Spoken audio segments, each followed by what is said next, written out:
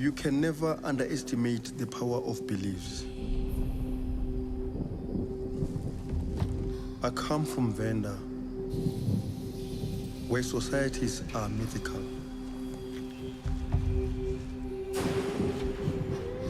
In Chivenda, we call Pangolin Kwara. Vaulwane vashu vatenda uri Kwara ibvata dhuru idzinginyisa makwati ayo uvidza mibvumo.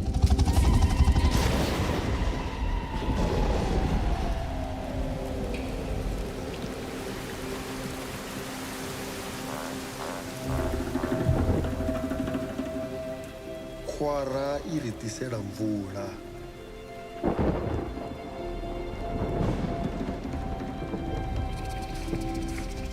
Arali navona Kwara ni wa mashudu.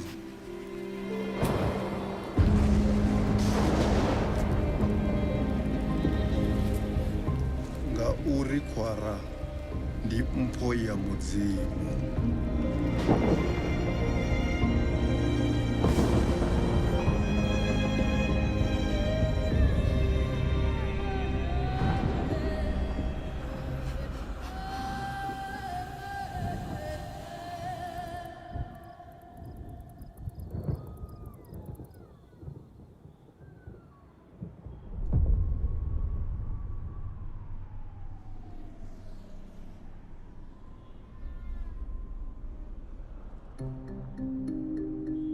Before Pangolin, I was sort of in that stage of my life where I wanted something a little bit more long-term, meaningful. There's just something about pangolins. They changed the way I saw the world.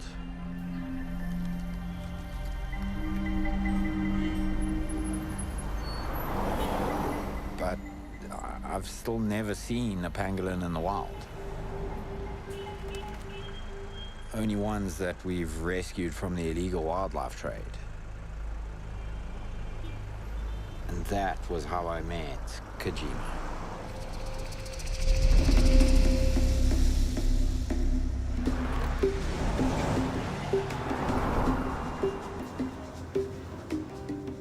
All 8 species of these unique mammals have been harvested relentlessly for traditional Chinese medicine.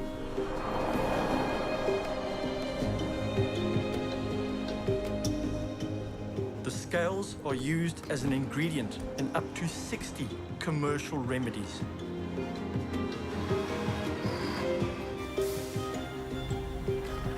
If the levels of illegal trade remain as they are now, they'll be gone in 2 to 3 decades.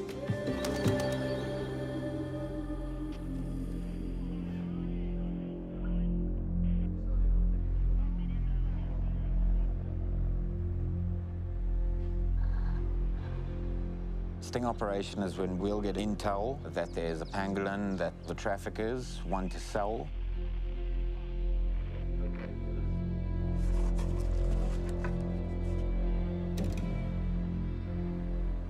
Ray lures them in, acting as a buyer.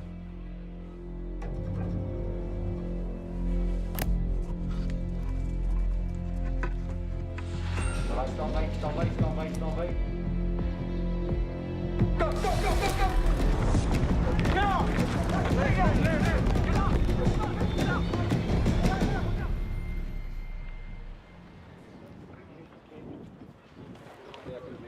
Dis net op die kant. Hy sê hulle pomp op wat kry. Said he's had it for a week. It's very light.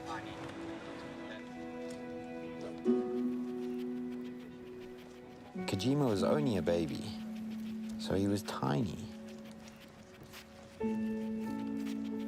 It's an incredible thing to see and experience just how innocent they are. Their only defense is to roll up in a ball. They can't run. They can't bite you.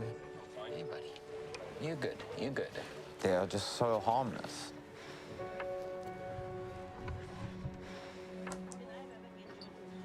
We've made a contribution. We've assisted an animal that perhaps would have been killed. So it's actually a good thing that we did, yeah.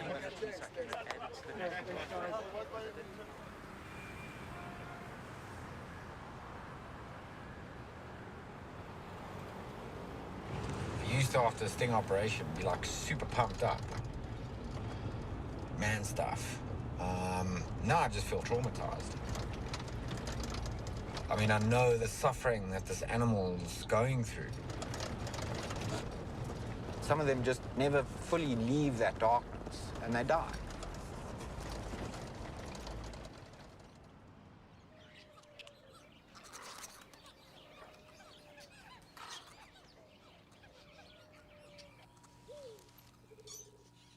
You never know what state the pangolin's going to be in when it comes in. Poaching is very traumatic because they're plucked out of their little paradise. And then been through a very, very rough period of bad handling and shouting and music and noise.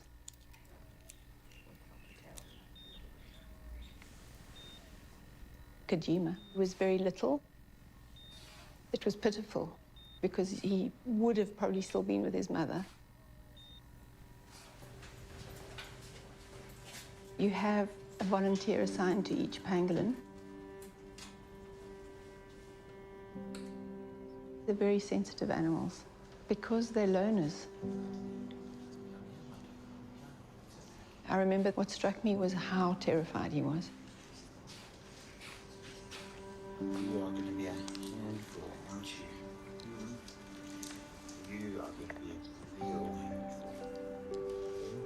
Maybe he had been through particularly traumatic events.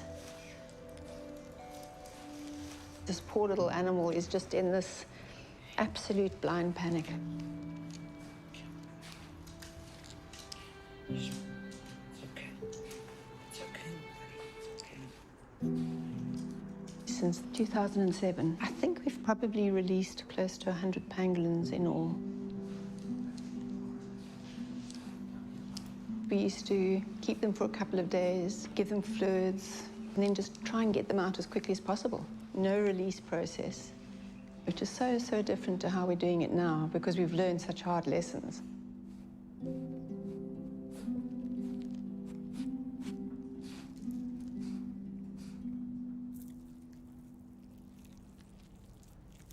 Between the hospital and the release process, we were losing pangolins. The jump was too big. There needs to be a place where you can become a pangolin again and become a wild pangolin again.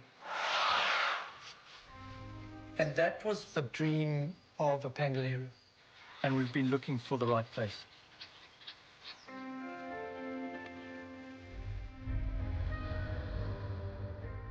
Lapalala is an exquisite reserve.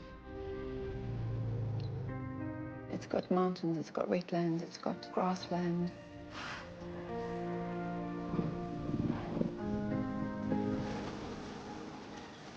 It's got so many different types of ants.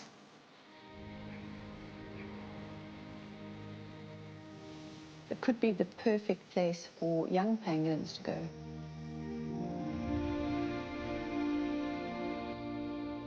We decided to take Kojima up and for Gareth to go up with him.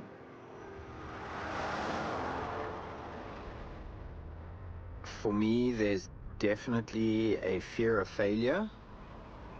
I'd never had to nurture something so vulnerable in my life before. Hang on. I really just wanted to do the best job possible. But with Kojima, that was never going to be easy.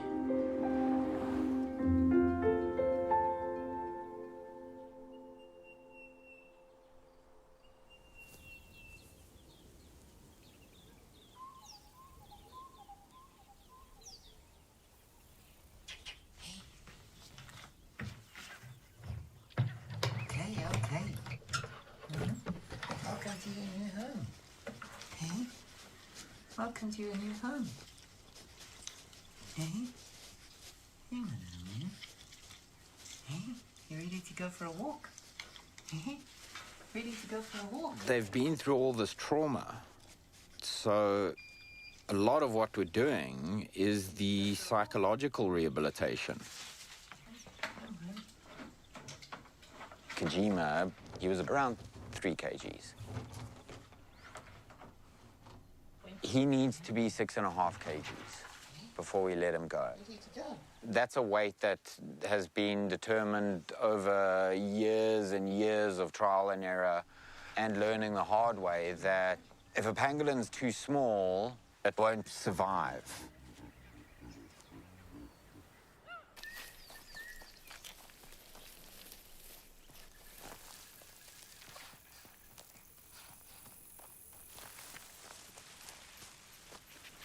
He's a Temmings pangolin, but he's not fully bipedal yet.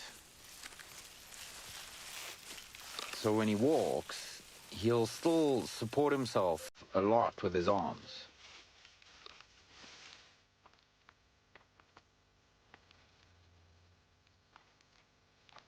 Pangolins have been on planet Earth for 85 million years. They evolved with the dinosaurs. It walks on its hind legs with its 2 front legs like a T-Rex, just dotting along.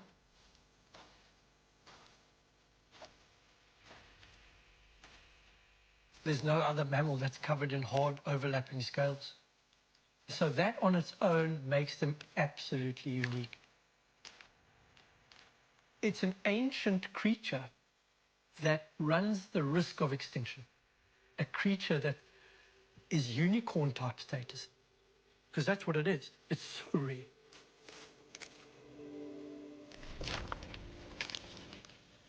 So effectively, pangolins can't open their mouth like we can. They've got a small little hole where the tongue comes out. Their food is literally ants and termites. That's it.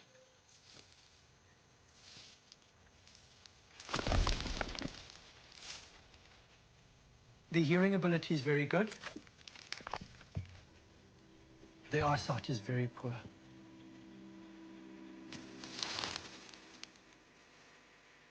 Their scenting capacity even better than a dog.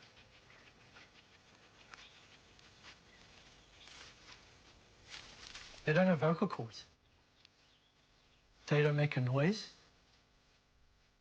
They're predominantly nocturnal, sleep out in burrows. You wouldn't know if that thing's 5 meters from you. You just don't see them.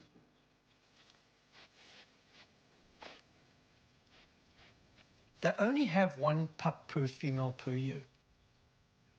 And their parental care is extreme. Moms look after their pups for 6-7 months. When they eventually leave the burrow, they ride on mom's back, being taught how to feed on solid foods and what to look for.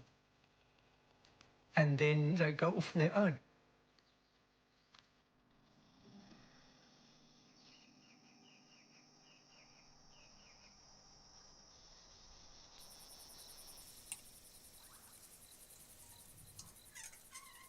But living with a pangolin, it's very quiet. I redesigned my entire routine to suit his schedule. So a normal day would pretty much be wake up 4 a.m. and then admin, running a business, and then obviously waiting to hear the scratching at the box.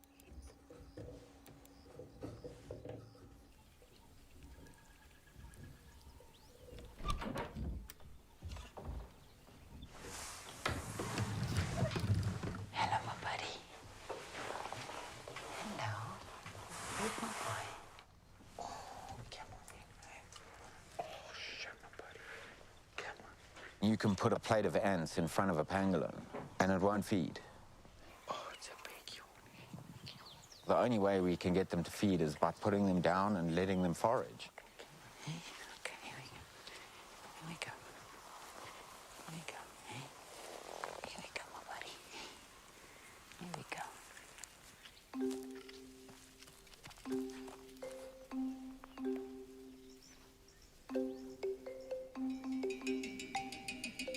When you're looking for ants, you have to get to know ants.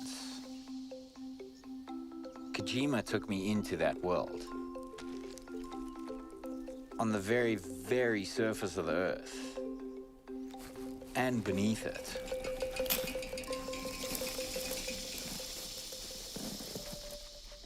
They share this underworld kingdom.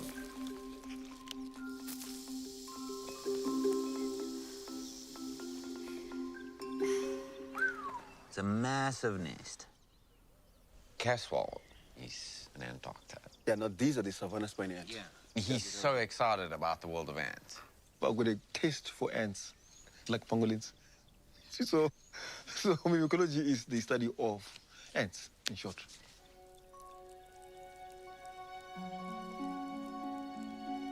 I did not learn how the natural environment works in the textbook. As a Movenda, young boy, I'll just go to the bush.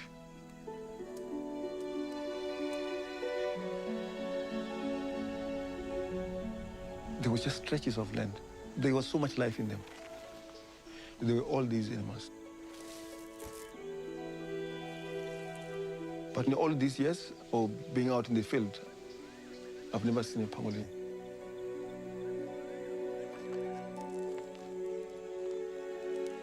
The first time I saw a pangolin, I saw it with Gareth.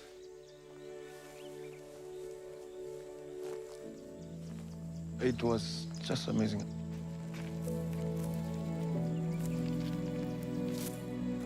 This mythical animal, it had this physical appearance of multiple animals combined.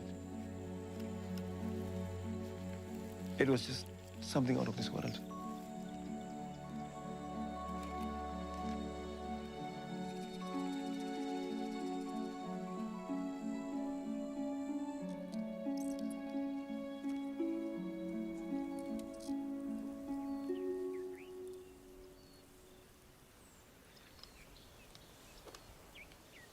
In La Palala right now, I've got a long-term study studying the response of ants to climate change.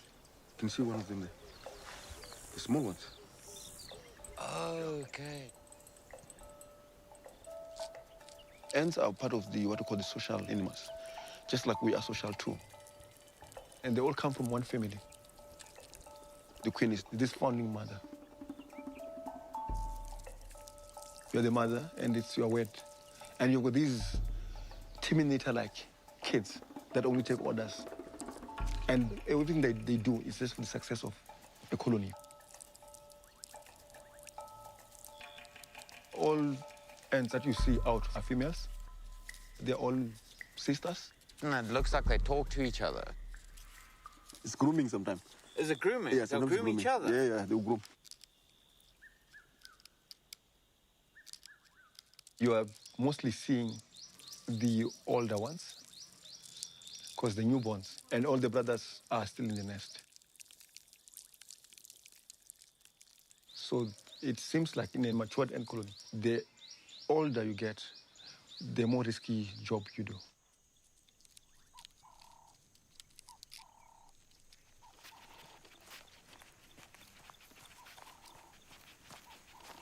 When his nose is on the ground, he's looking for food. He can smell ants through a foot of hard, hard earth. So this larvae is like what he's going for, all those miniature pieces of rice. Yeah, his eggs. Yeah. He's feasting. It's like pangolin ice cream. The ants go into a total panic. It must just be this giant dragon coming to wipe you out.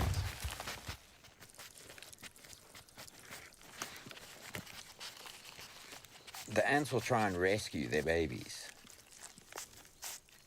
So they'll pick them up and they'll start carrying them away from his attack as quickly as possible.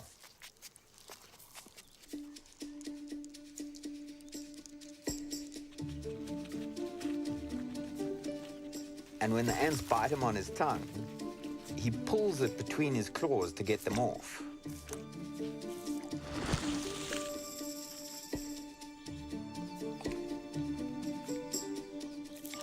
And then sometimes he'll almost wrap it in a knot.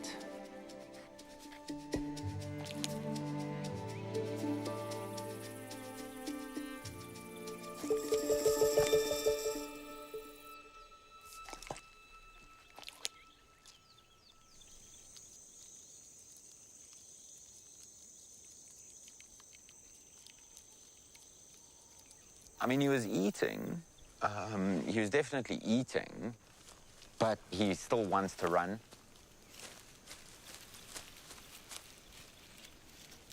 I felt under a lot of pressure because there's just so much riding on him being a successful release. We want to establish this place as a sanctuary for pangolins. If something goes wrong with him, then in all likelihood, the project isn't going to go ahead.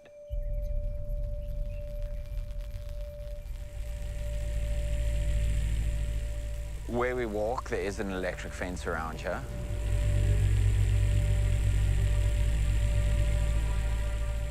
Your lower strand is about 20 centimeters off the ground.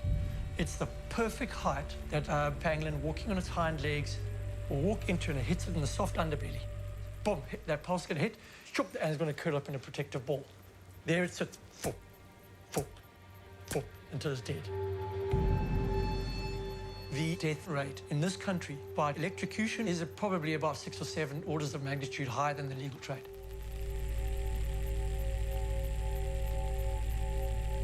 The one day I was walking and I got distracted for a split second.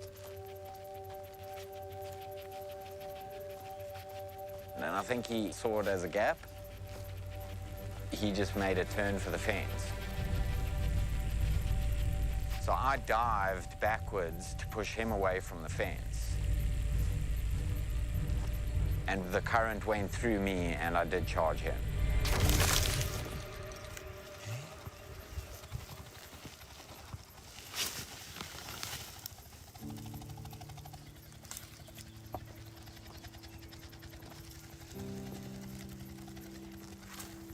He just starts shaking like crazy. It's okay. It's like this.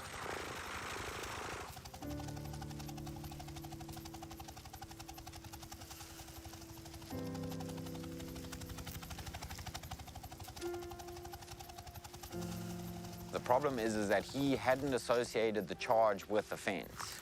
He had associated the charge with me. Hey, it's okay. Hey, it's me, my buddy. It's me. Hey, it's okay. Hey, it's me. Hey. I just had to give him space.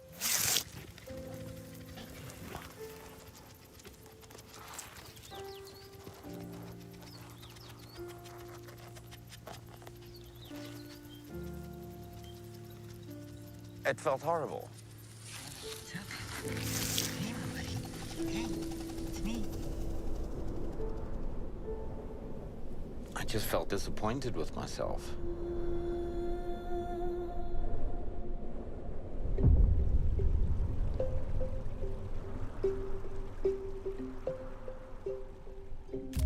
My whole life, I've had a fear that I'm not enough. School was difficult. I was hyperactive. I could not sit still.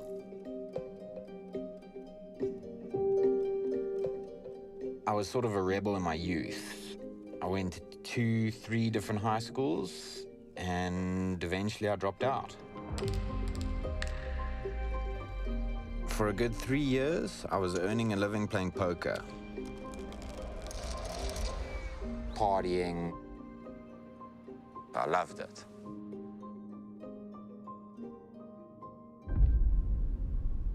And then 2 of my best friends died in a car accident.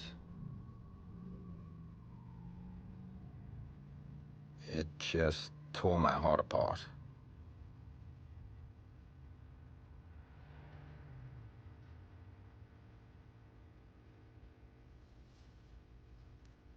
I had become so disconnected. I slowly started realizing that I was just never going to be happy unless I found something else.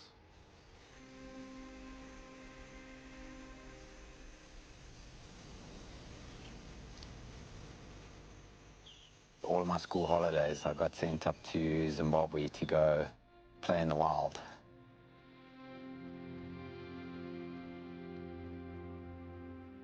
I kind of just remember this very strong sense of freedom being out there.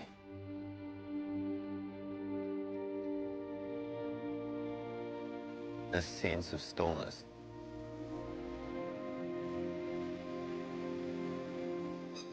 I wanted to be involved with wildlife, but I was running a business here in Joburg. I couldn't be out in the bush all the time where I wanted to be. So then I got in touch with Ray, and he took me to the Joburg Wildlife Vet. And I saw my first pangolin.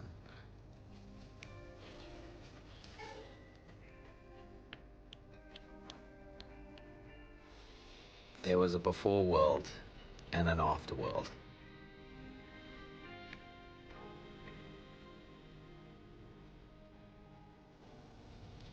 I started walking them every single day.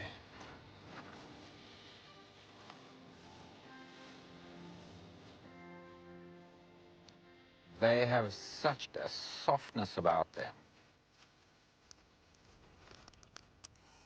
I've been taught my entire life, no, you don't talk about your feelings. But I think the difference between pangolins and people is it's far easier to be vulnerable around a pangolin.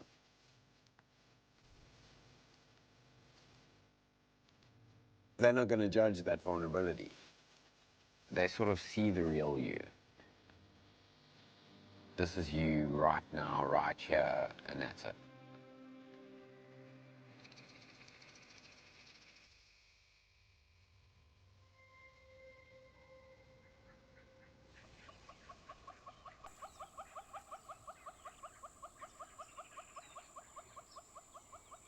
After the electric fence, it's taken him a long time to forgive me. You run around in the garden while I put my shoes on. Okay? Hey? Okay. Don't go climbing over the fence or anything. I'll be back in a jiffy.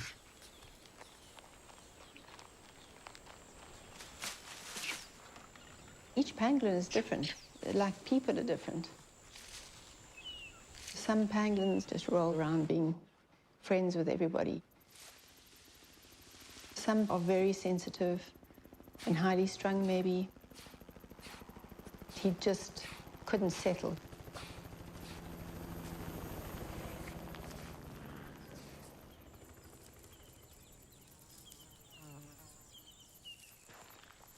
In Zulu, Kajima means run. If I'm constantly calling him run, maybe he understands that.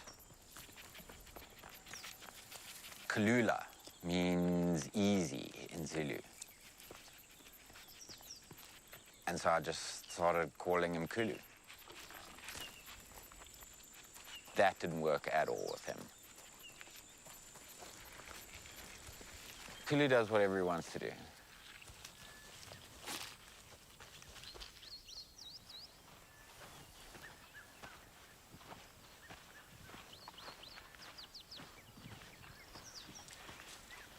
You wanna get on here? Huh? Get on here.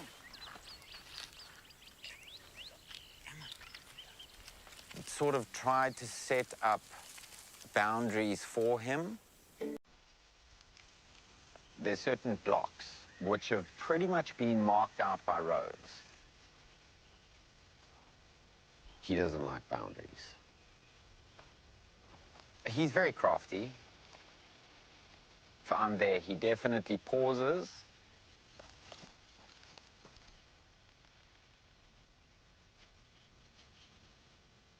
And then there's that sort of mad dash.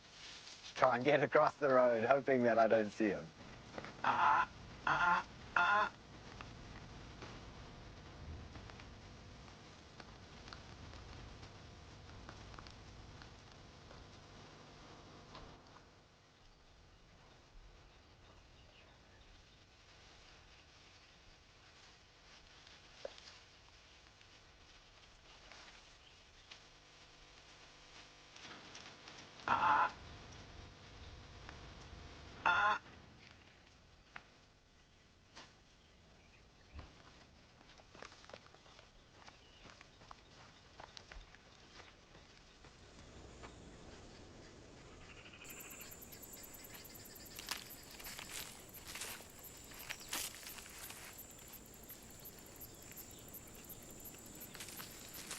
Are you eating because you heard me coming?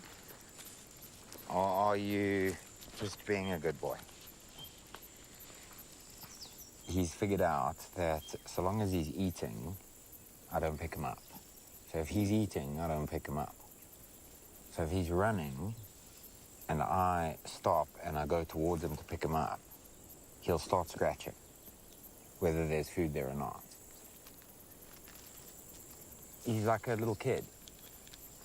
You have to redirect his awareness. Otherwise, he's just like, okay, cool, now I'm exploring. Part of his rewilding, he needs to investigate burrows.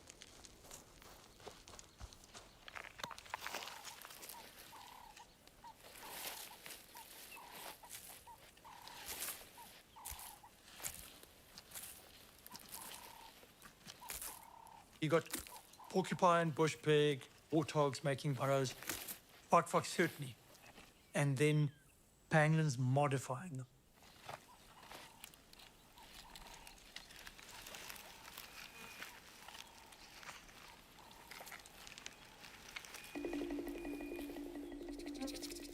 Ow!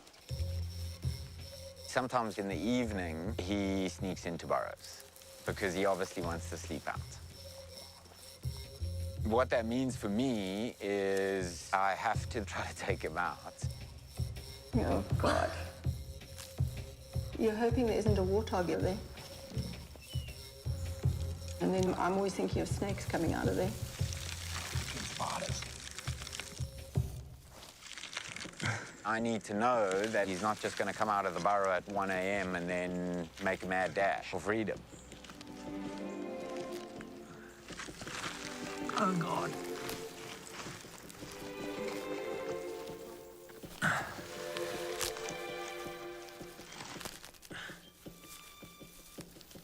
Ow! I've been stuck in a few burrows.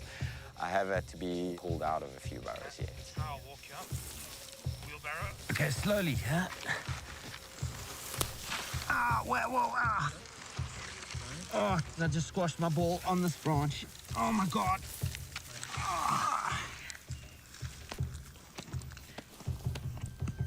It's cool that he's in there, but it does mean like a sleepless night for me.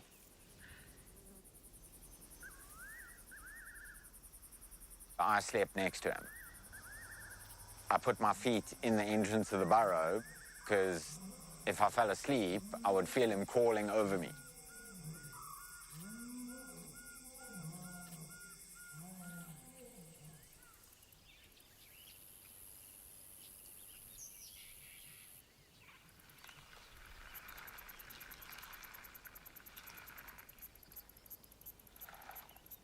Slowly over time, I've learned to trust him.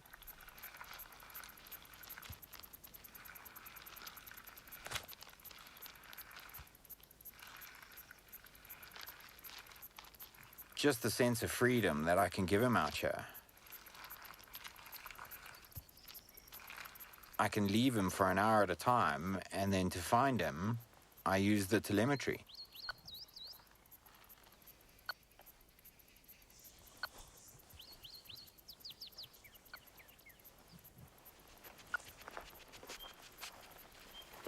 Every time you work with Kulus, you see new things.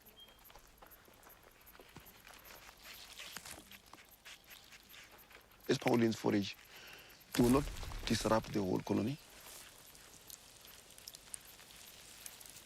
They will eat just enough. For me, that is so smart.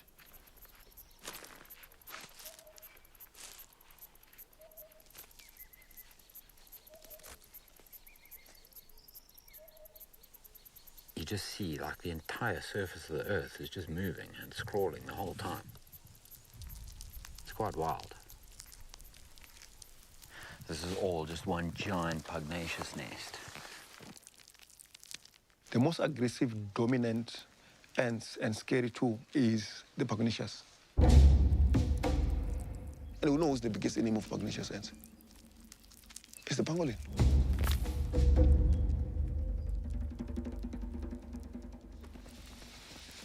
Pugnacious, they will eat anything. They will overwhelm certain insects. Even some small mammals, like your rats, some birds, small chicks that can fly, it will be eaten as well.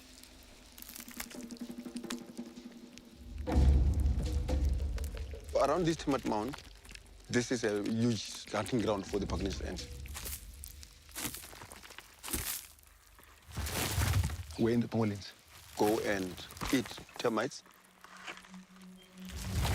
ants like pugnacious will also benefit, scavenging on the leftovers of the pangolin.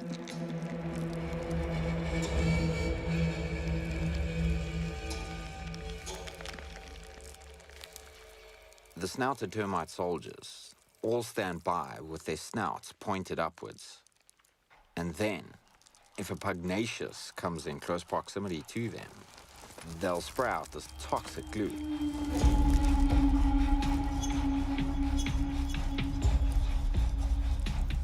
It completely deters the pugnacious.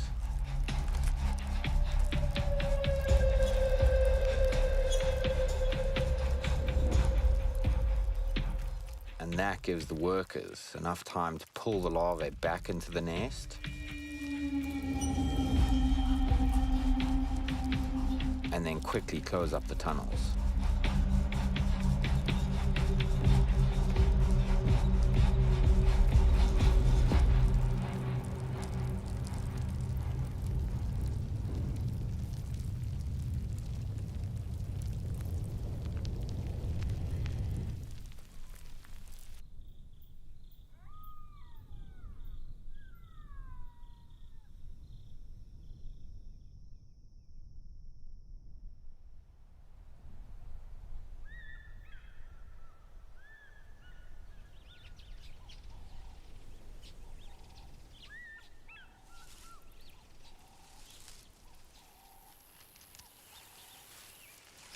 He has this incredible drive to be free. But we need to get to 6.5 kgs. A pangolin of 6.5 kgs is really strong, and it can hold itself into a tight ball and therefore protect itself against predators.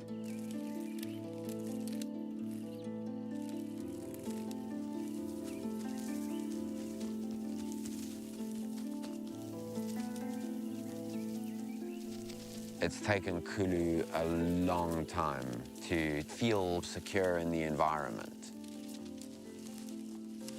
I started seeing signs of him settling down and calming. It was that definite shift in him.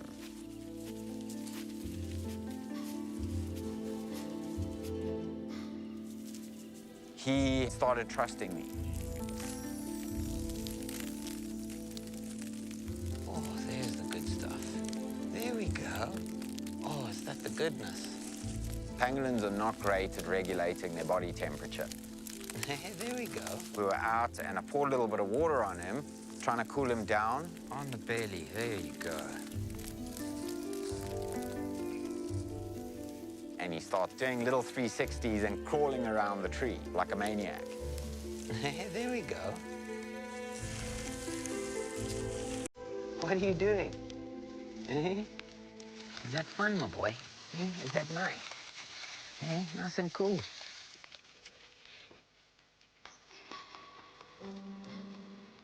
Sometimes when they're playing, they'll wrap their tail around your arm.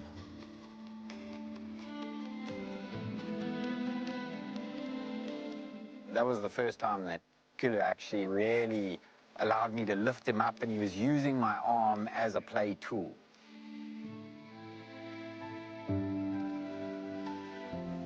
To be held by the tail and rolled around, that's fun for him.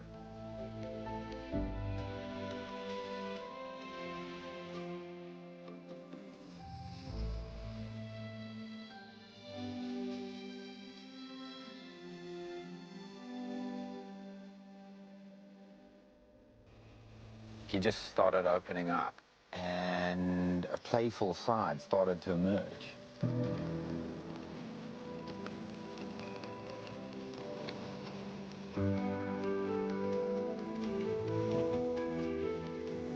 He went through this just horrific experience at the hands of humans. So much fun. Hey.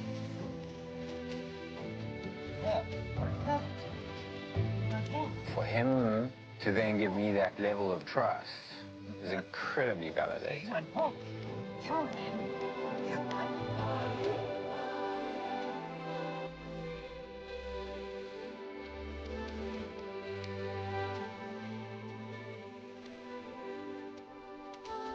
He's learning how to protect himself through play.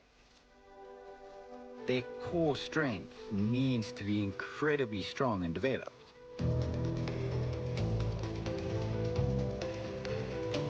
He developed it doing sit-ups, and doing crunches, and doing pull-ups.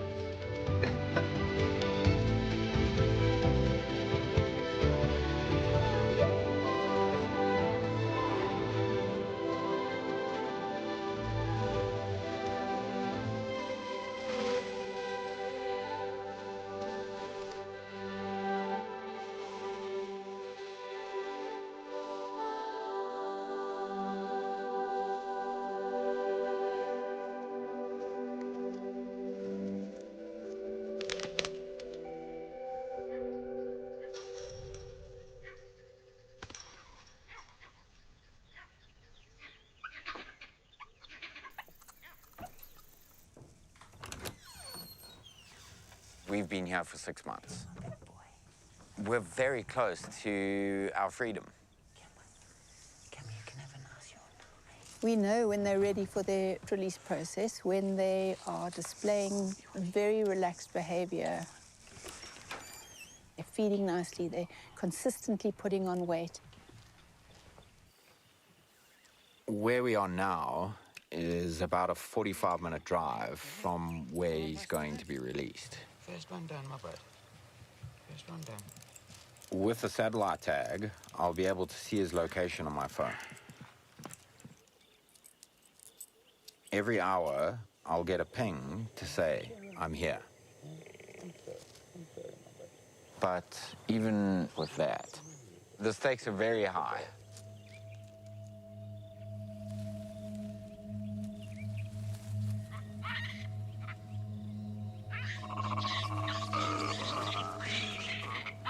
We'd release a perfectly healthy pangolin, and they would die overnight.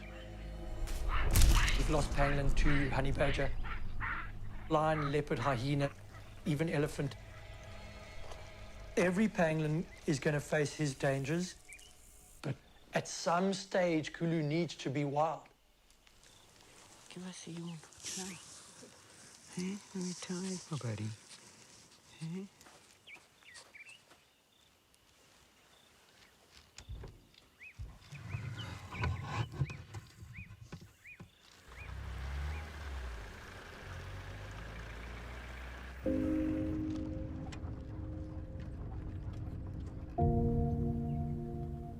Where we're releasing Kulus, it is pangolin paradise.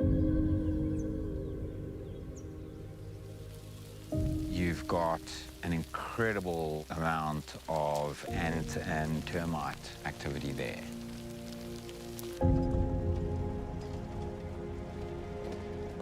What I have to do is completely re-establish him so he knows where he is every second of the day.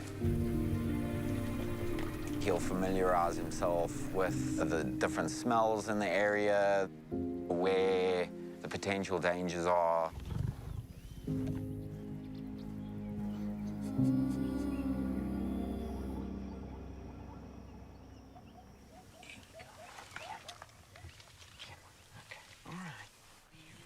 To go.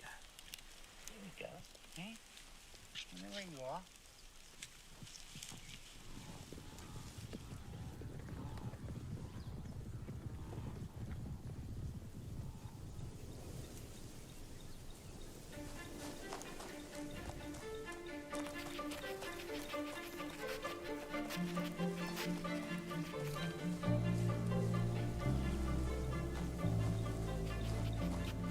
Over the course of the first 3 days, he was moving 3 to 4 kilometers in a day.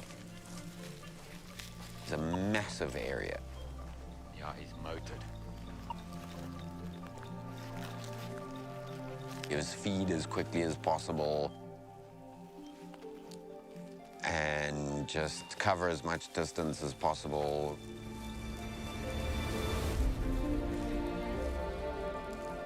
Where are we going? There's a leopard, Joe. Are you sure you want to be up here? Huh? It was all very frantic.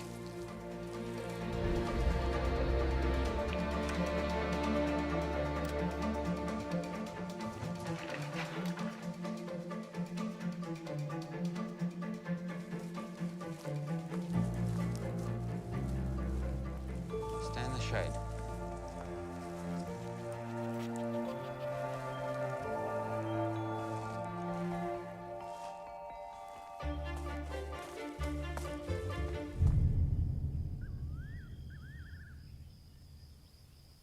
I mean, he needs to at least spend a week or two in an area and then explore, but, you know, not just sort of day after day after day after day, just running.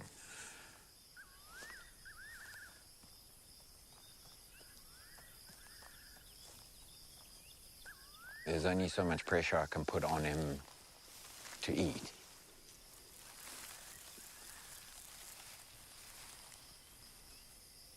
Oh, that is pretty, huh?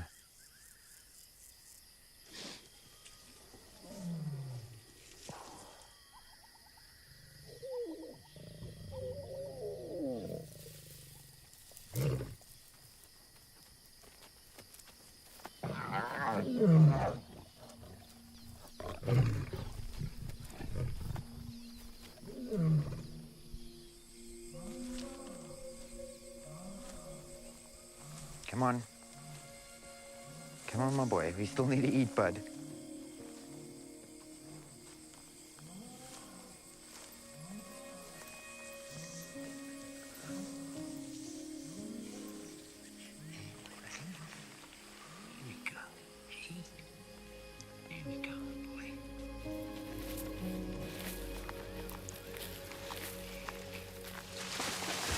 Stop. I heard something bugger off there. Yeah, there's monsters in the bushes, yeah.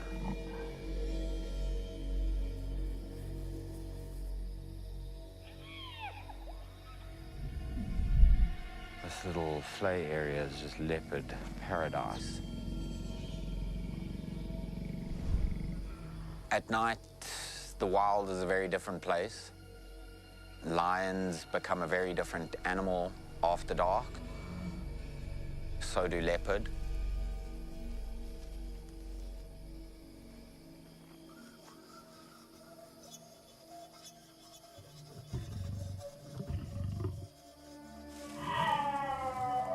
Hearing a leopard, hyenas walking around. That's a very definitive warning. Shame he's freaking out. Okay, my boy. I got you. I got you, my buddy. I got you.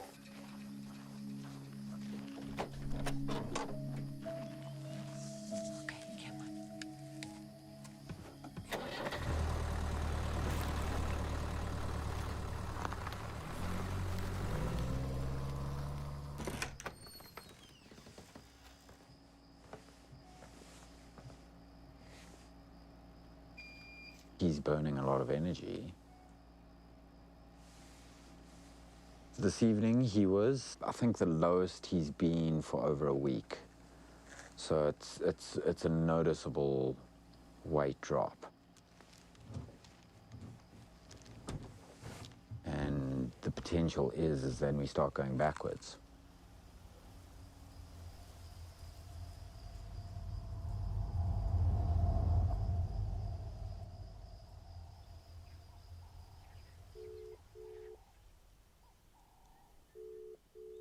He's used more energy than he's been able to take in.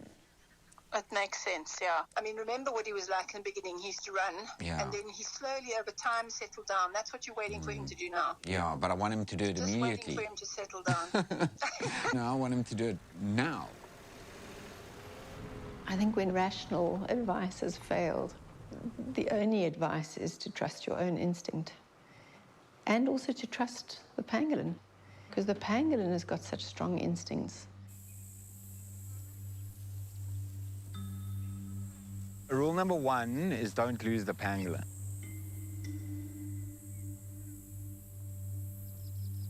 I was trying to give him a little bit more space, just to try and get him to calm down.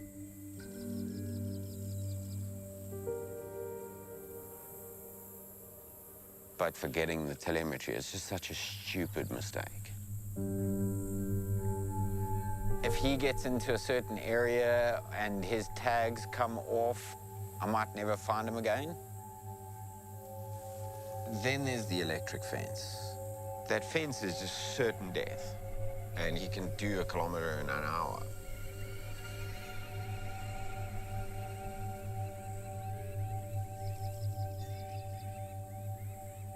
You guys go back to the car. It's making me anxious. Like now. You feel so responsible. You feel responsible to the team of people that are behind you, but most of all, you feel responsible to that animal.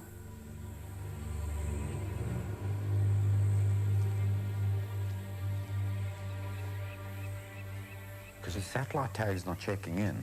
We can't pinpoint him down to exactly where he is so that we can actually find him. Yeah, we walked around looking for him, but I mean, it's like trying to find a ghost.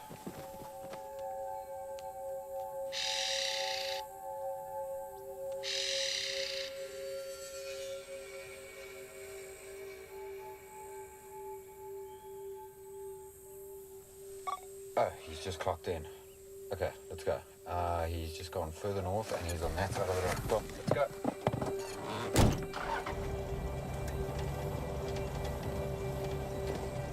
He's now been gone for 2.5 hours.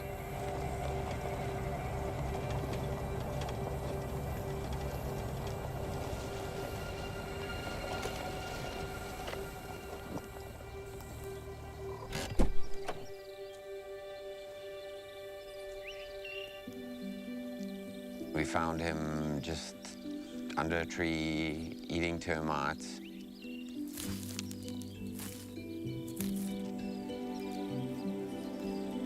And I think it was in that moment, it was kind of like, he's got this.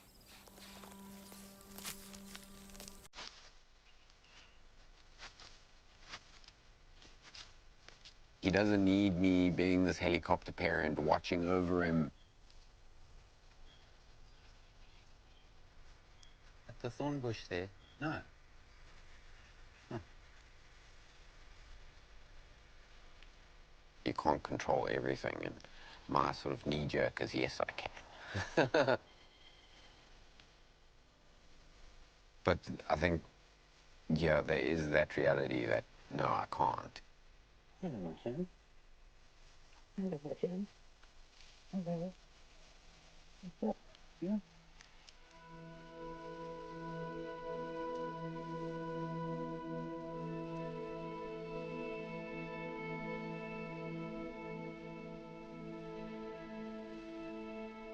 There's been less than a handful of times where he's actually come to me.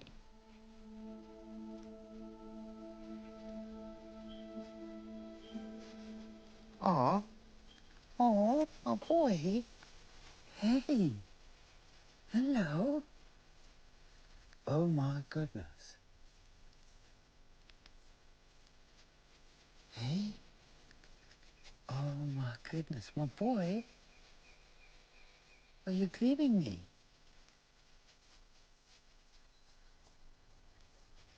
Don't need a clean. Eh? He sort of reassured me and said, everything's going to be fine. Hmm?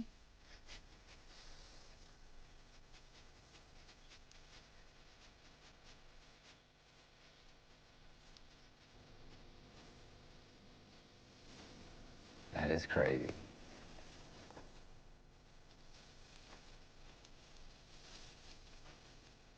Hey, thank you for that, my boy. Hey? Thank you, my buddy.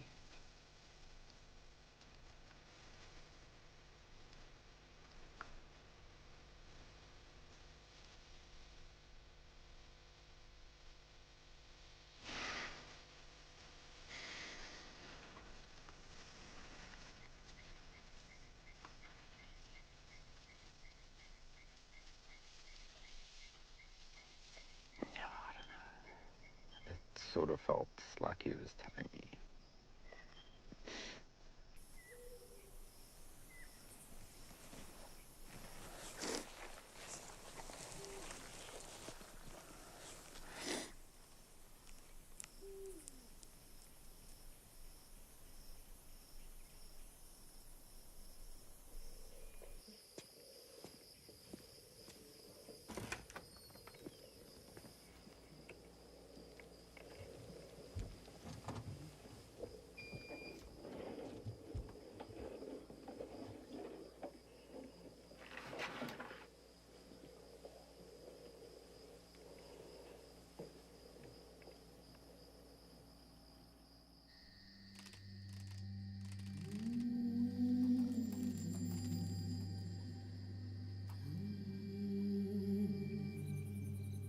musi shango ḽi tshi sikiwa vho maine na zwipuka vho vha ṅanda nthihi. Khwara i na mushumo mukhethwa. Sa lushie lwa Muvenḓa ni tea u fhedza miṅwedzi miraru nga ngomu nḓuni. Musi ni sa athu bvela nnḓa ni tea u thusiwa. Vho maine vha dzhia makwati a khwara vha lovhea maḓini.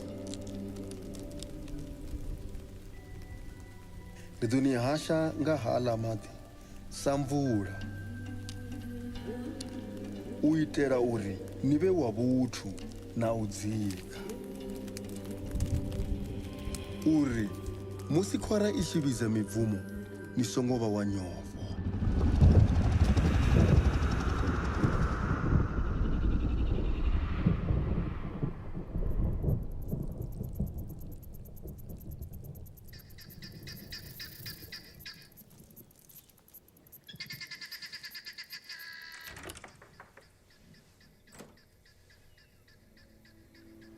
It's last time, bud.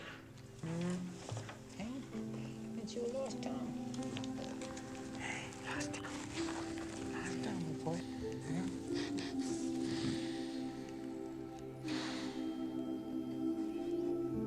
On the one hand, I just want him to be free so badly.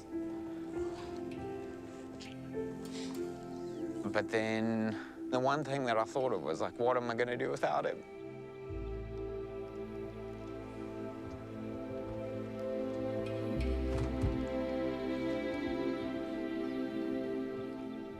I mean, he lives with me. I sleep 5 meters away from him. I'm in his presence 24/7, and I have been for 6 months, so what is it gonna feel like being away from that?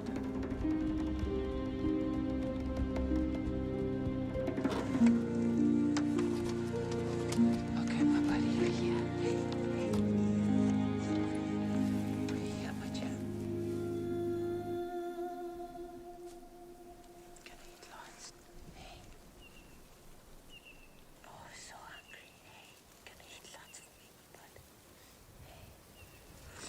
my letting go of him is going to be incredibly gradual. I mean, he's a hand-reared pangolin. He spent more of his life with me than he has in the wild. Is he gonna feel abandoned? Is it gonna stress him out to the point where his immune system starts getting compromised? He gets covered in ticks. He stops feeding, he starts running at night. Hey, where are you going? There's a lot that can go wrong. Then there's the electric fence, just the sort of unavoidable dragon.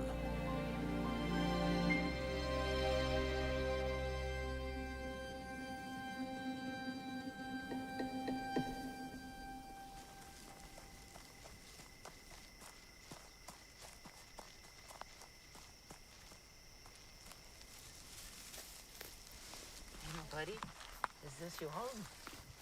Is this your home, my friend?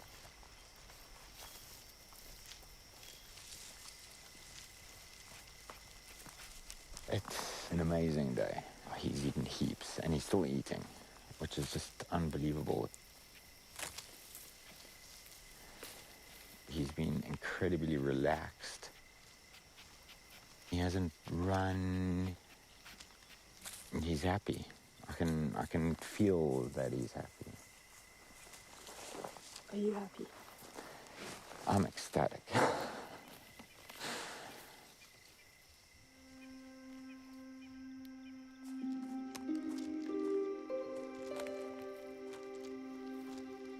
When you're working closely with animals, it gets very, very difficult to break that bond. And he's going to have to go through that. And that's going to be bloody hard.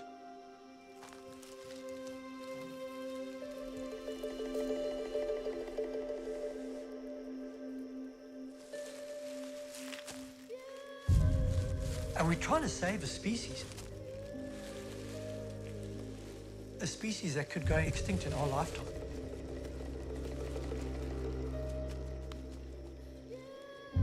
You've had the privilege of working with a ghost, working with a unicorn.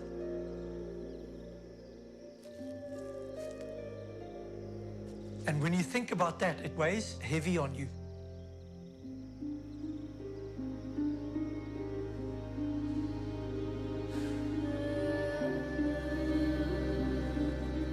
Yeah, he knows.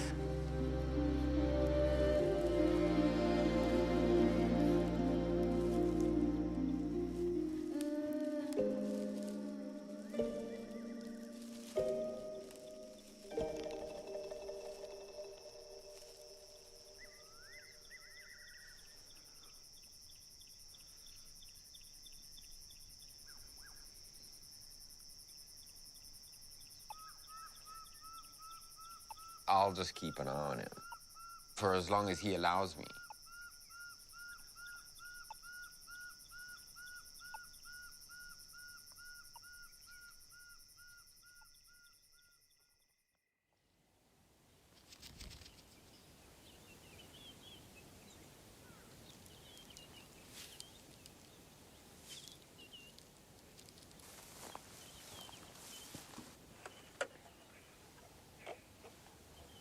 We monitor these pangolins post-release up to 12 months.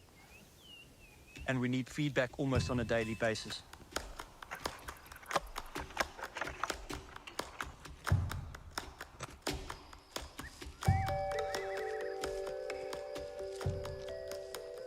With the camera trap, I can give him space, but still spy on him.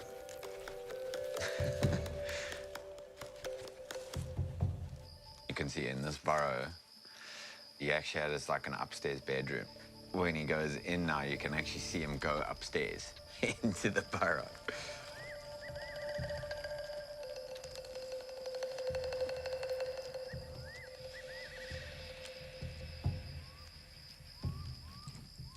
We've seen like quite a few different housemates.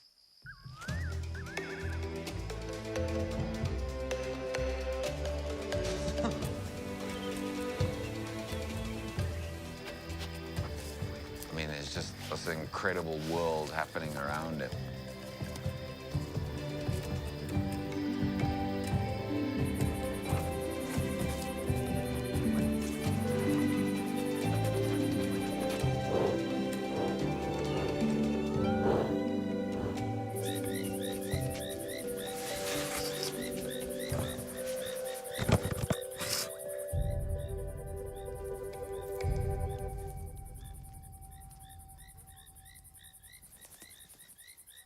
He's invincible. That's what that pangolin feels now. But it's tough out there, and it's dangerous. And he'll learn he's not invincible.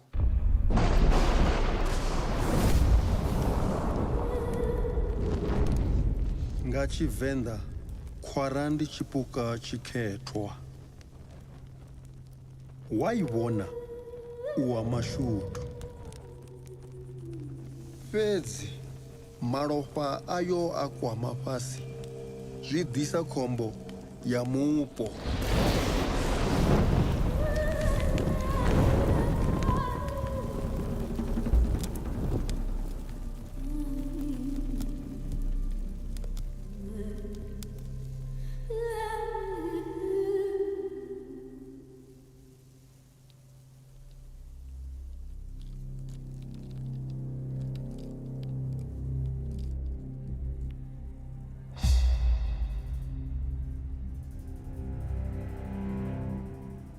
He'd been free for 8 weeks when I had to go to Joburg for work.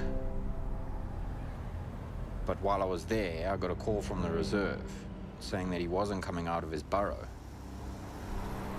All the scenarios were running through my mind. I felt like there was something wrong with him.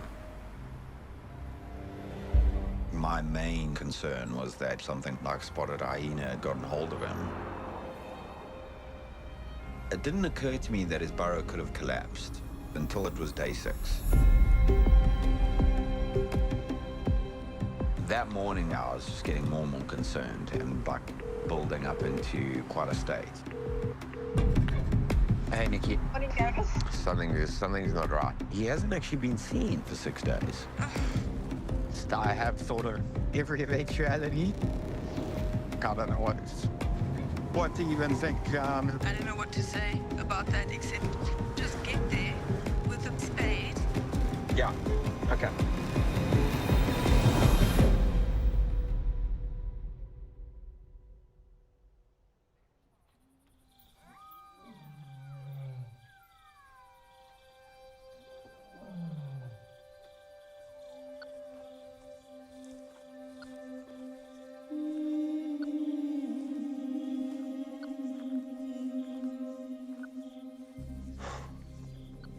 So I get there yesterday,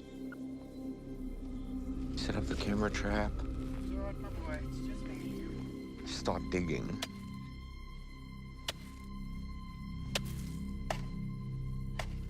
Sandra's like, oh, Jesus Christ, I'm digging up a body. I feel like I've got like emotionally just nothing left.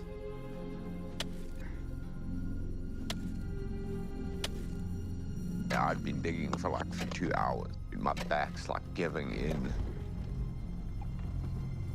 Eventually, I realized I needed help. So I called in the anti-poaching unit. We were like, dig, dig, dig, dig, dig.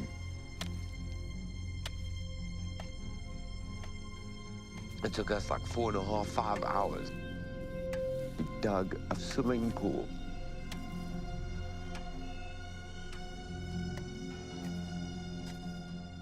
Eventually, we get to this hollow point.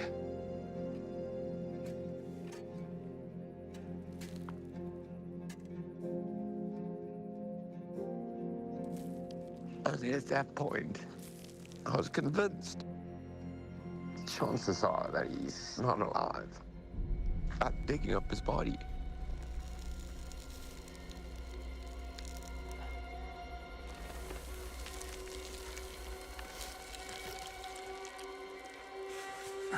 Okay, guys, just kill the lights.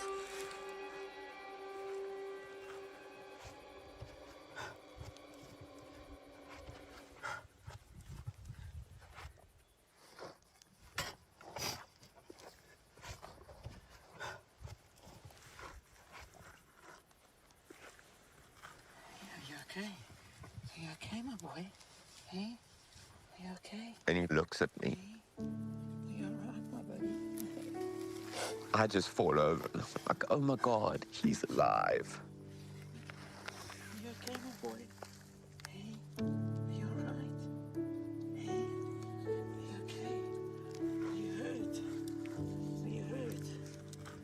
Hey? Are you all right? Hey? Are you okay? Hey? What you doing in here? Check him out. Look at him. He's like shell-shocked of what's been going on and the noise around him and everything like that. I think he's a little bit weak. So, hey, it's all right. Got you, my boy. You're okay. You're okay, my boy. You're okay, my buddy. Hey, are you okay? Hey, are you all right? Are you sleeping? Hey, are you okay, my buddy? Me? Okay, my boy. Hey, look at you. Hey, it's me. It's me, my buddy. It's me. Hey, you're right. Hey, are you okay, my boy? What are you doing to me? Hey, come on. Come on. I think you must go off.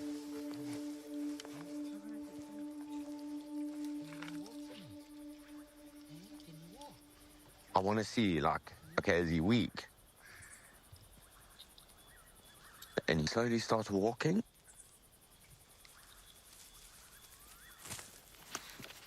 He finds a nest of ants and he just climbs in. Just starts chowing like crazy. The little dude was starving. What an ordeal.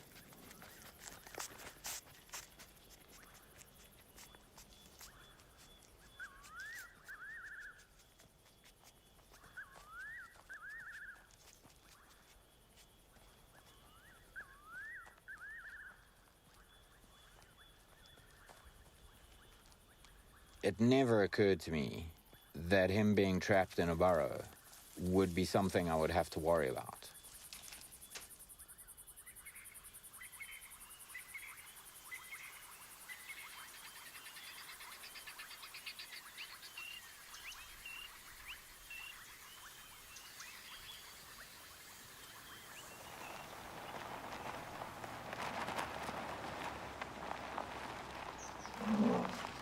All right, big girl, just relax.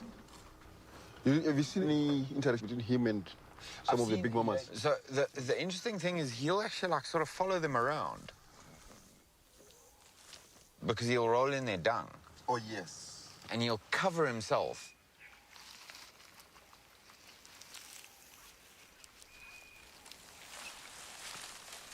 If you're a lion and you're smelling rhino shit, you don't think that it's something that you're going to hunt. Yeah, there's so much mimicking in most animals.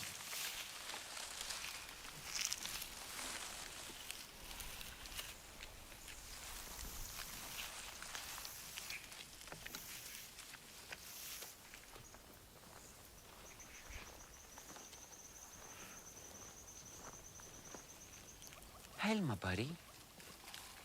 Are we going to do this and I'll leave you alone? Come on. Come. Come. Come. Come. Come here. Come on. Let's be quick. Come on, we'll be quick. Hello. Come on, I know you're a free pangolin. You don't want to be handled, hey? Pull it up this way. Here we go. Hold still. There we go. Hey, you're very calm in there. Hey? Have you been good? Been a good boy. How's this tummy? That's good. Huh? Huh. Completely unfazed.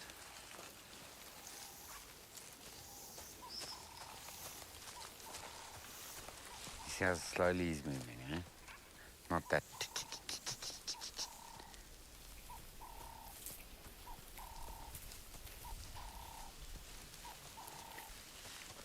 Yeah. Looks like he's heading west into the valley.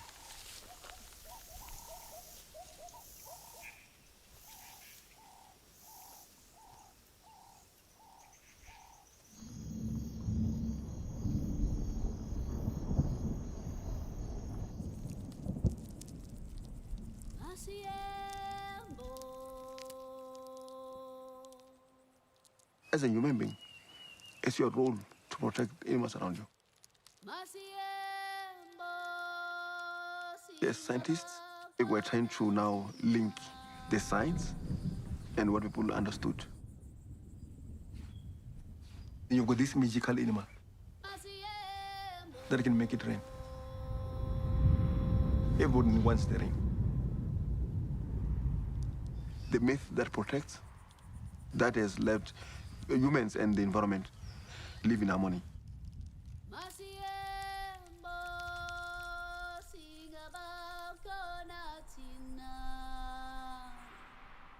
Those stories, they were passed through generation, but we're raising a group of people now that need to be told things as they are. They are not interested in what people used to believe.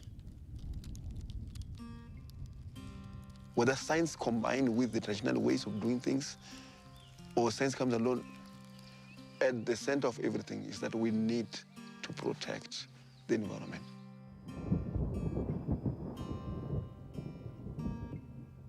What has our kind done to the Kulu kind?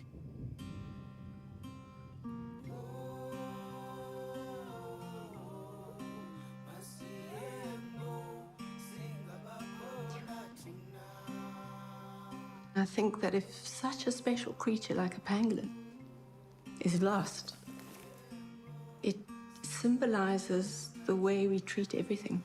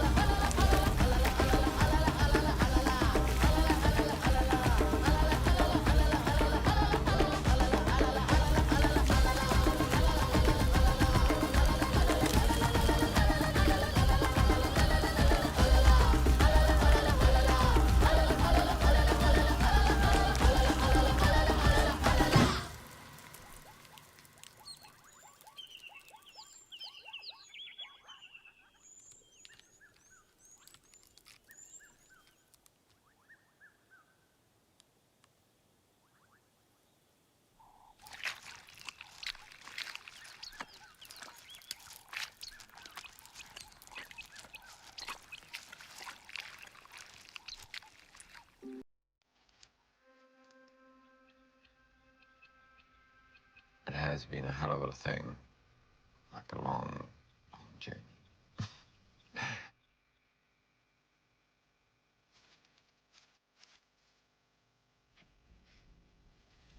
He's just a completely different animal. He's so relaxed. It just feels like he can do things when he wants to, on his terms, without any sort of pressure.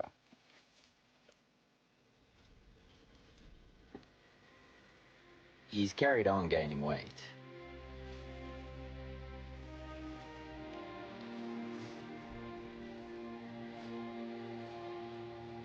He's now mapped out this entire area.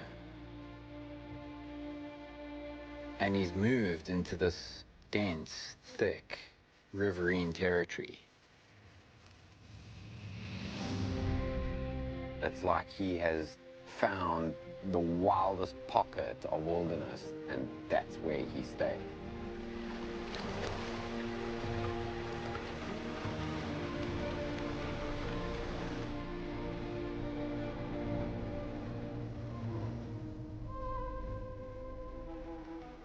might be looking for a female. I mean, the fact that he's now going around and just scent marking everything is a pretty good indication that he's ready. And we know there are other pangolins in the area.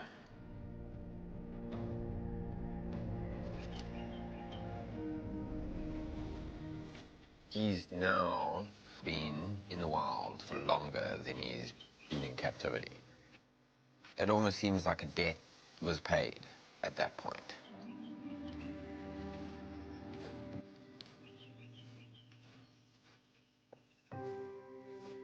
The last 2 times that I've gone out to go check on him, he's tried to hide from me. By lying flat, he's trying to blend in with his surroundings.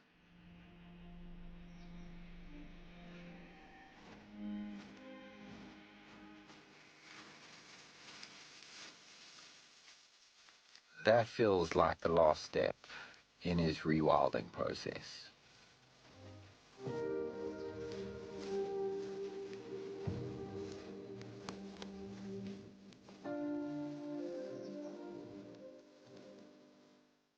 I mean, there's got to be a point where you let go.